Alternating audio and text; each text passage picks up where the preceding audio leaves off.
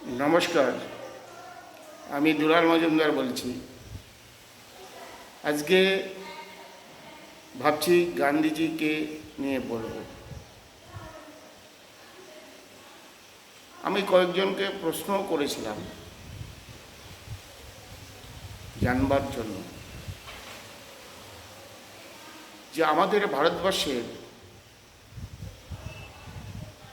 স্বাধীনতা সংগ্রামে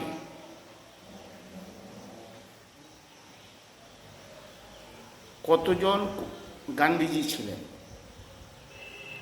আমরা বিশেষ করে ভারতবর্ষে 2014 সালের পর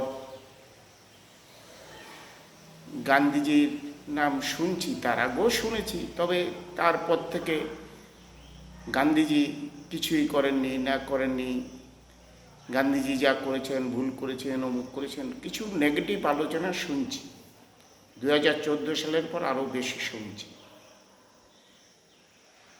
এখন স্বাধীনতা সংগ্রামে যে বিষয়টা আমি বলতে চাইছি, স্বাধীনতা সংগ্রামে শুধু গান্ধীজি একজন ছিলেন না, গান্ধীজি দুজন ছিলেন। একজন তো গান্ধীজি সম্বন্ধে আমরা জানি, সব কিছু বলছি। আরেকজন ছিলেন সীমান্ত গান্ধী,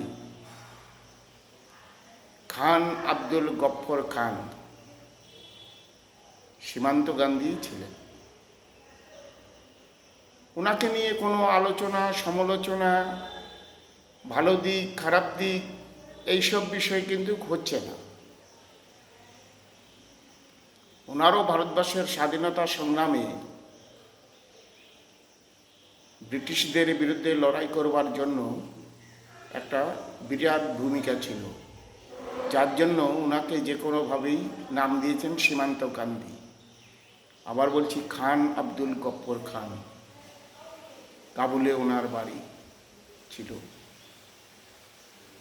উনি একসঙ্গেই গান্ধীজির সঙ্গে লড়াই করেছেন। উনি কিন্তু ছিলেন মুসলিম। আজকে কেউ কেউ বলে না, মুসলিমদের স্বাধীনতা সংগ্রামে কোনো ভূমিকা নেই, ইংরেজদের বিরুদ্ধে লড়াইতে কোনো ভূমিকা নেই। আজকে এই ওনার নামটাই আমি বলছি। ওনার যে একটা ভূমিকা ছিল, মুসলিমদের যে ভূমিকা ছিল, গান্ধীজির সমান ব্রিটিশদের বিরুদ্ধে লড়াই করেছেন।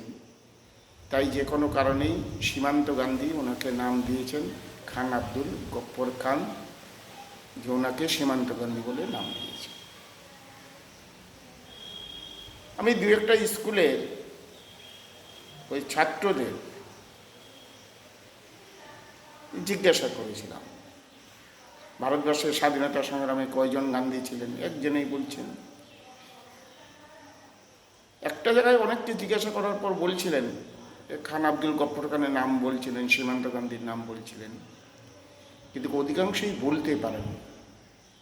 বা আমাদের দেশের মিডিয়া, বড় বড় মিডিয়া, সোশ্যাল মিডিয়ায় গান্ধীজিকে যেভাবে আক্রমণ করছেন,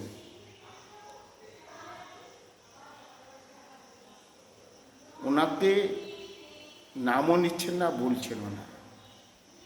গান্ধীজিকে তো একটা সাম্প্রদায়িক দৃষ্টিভঙ্গি নিয়ে আলোচনা করছেন। একটা দেখুন, একটা মানুষের দুটো দিক আছে, পজিটিভ আছে, নেগেটিভ আছে।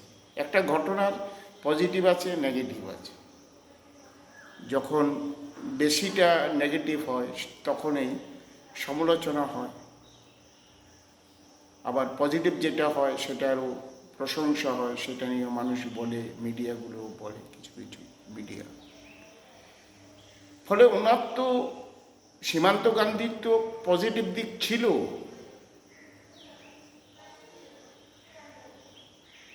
যার জন্যই ওনাকে এই উপাধি দেওয়া হয়েছে।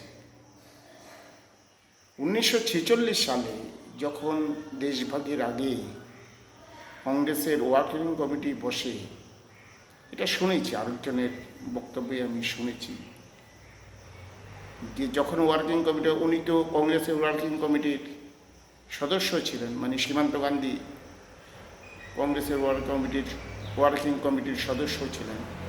যখন 1946 সালে দেশভাগ নিয়ে কংগ্রেস ওয়ার্কিং কমিটিতে আলোচনা হয়, সীমান্ত গান্ধী বলেছিলেন, এবং আরও কংগ্রেসের ওয়ার্কিং কমিটিতে যে তিনজন, সীমান্ত গান্ধী সহ তিনজন ওয়ার্কিং কমিটির সদস্য ছিলেন, তারা কিন্তু দেশভাগের বিরোধিতা করেছিলেন।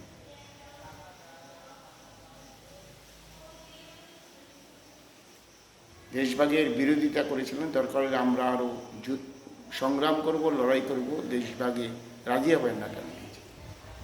কিন্তু পরিবেশ পরিস্থিতি যা হয়েছে সেই নিয়ে দেশটা ভাগ হলো।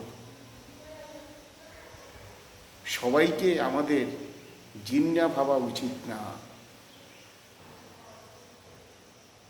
সবাইকে জিন্না ভেবে ইতিহাসের বিকৃতি করা ঠিক না। তাহলে আগামী দিন আমাদের যারা আসছেন, দেশ যে সমস্ত শিশুরা আসছেন, পড়াশোনা করছেন, জানছেন, তারা ভুল জানবে। ভারতবর্ষের স্বাধীনতা সংগ্রামের যে ইতিহাস, ইংরেজদের বিরুদ্ধে লড়াই করবার যে ইতিহাস, সঠিক তত্ত্ব ছাত্রছাত্রীদের কাছে, মানুষের কাছে, আগামী প্রজন্মের কাছে উত্থাপন করা আমাদের প্রয়োজন। নাহলে ইতিহাসের অবমূল্যায়ন হবে। আগামী দিনে যে শত্রুর বিরুদ্ধে লড়াই করা, সেই লড়াই করার ক্ষেত্রে আমাদের ভুল হবে। তাই আমাদের দুইজন গান্ধীজির ভালো দিক খারাপ দিকেই আলোচনা করতে হবে। সেই ইতিহাস থেকে শিক্ষা নিয়ে আমাদের এগিয়ে যেতে হবে।